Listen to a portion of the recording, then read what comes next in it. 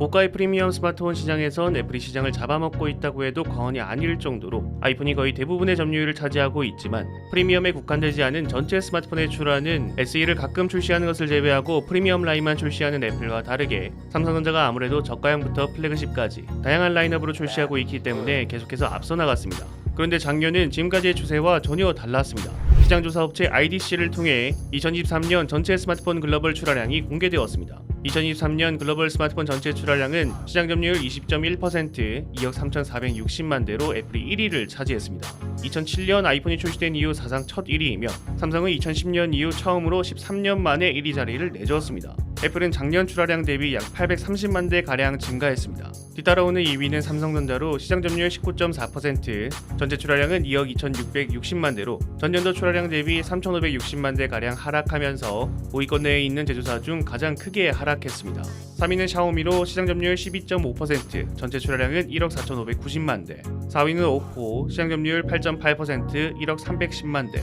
마지막 5위는 트랜션으로 시장 점유율 8.1%, 9,490만 대로 전년도 대비 2,230만 대 가량 증가하며 5위권 내에서 애플과 함께 성장한 제조사이고 또 가장 큰 폭으로 성장했습니다.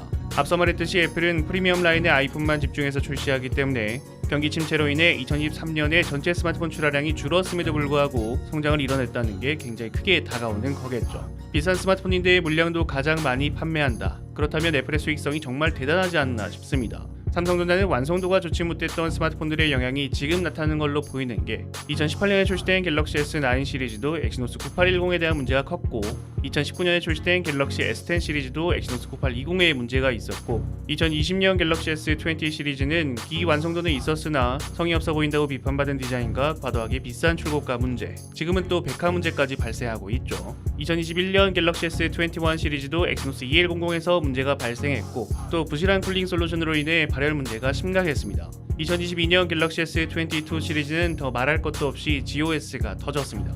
갤럭시 S23 시리즈는 너무나도 오랜만에 갤럭시 S가 비정상에서 정상화가 된 시기이기 때문에 이번 출하량 하락은 피할 수 없는 결과이지 않았나. 그나마 긍정적인 점이라면 갤럭시 S23 시리즈는 이전에보다 판매량이 증가하면서 출하량이 크게 떨어진 이유는 트랜션의 성장으로 인해 중저가 스마트폰의 저하가 영향이 큰 것으로 보입니다. 다만 이것도 아주 긍정적이지만은 않은 게 판매량이 워낙 떨어진 갤럭시 S22 시리즈와 비교이기 때문에 과거와 갤럭시 S 시리즈가 잘 나가던 시기와 비교하면 S23 시리즈도 떨어지는 판매량이라 이번 출하량 저하는 아쉬운 수치이지 않나 생각됩니다. 스마트폰은 이제 필수제이고 또 전자제품 중에서 가장 많은 시간을 할애하기 때문에 사용하는 스마트폰의 제조사에 좀 더 애정이 가고 응원을 하게 되는 건 당연한 건데 그런 마음에서 안드로이드 스마트폰 대장으로 만족하는 게 아니라 예전처럼 애플과 엎치락뒤치락하는 모습을 보고 싶은 건데 솔직하게 말해서 예전만큼 성의 있게 만든다는 느낌은 받지를 못합니다. 그래도 갤럭시 S23 시리즈부터 사용자 경험 만족도에 신경을 쓰는 모습이 조금은 보였거든요. 이제라도 다시 예전 같은 삼성을 마주했으면 좋겠네요. 여러분들이 생각하시는 전체 출하량에 대해서 댓글을 남겨주시면 감사드리겠습니다. 시청해주셔서 감사합니다. 지금까지 알비였습니다.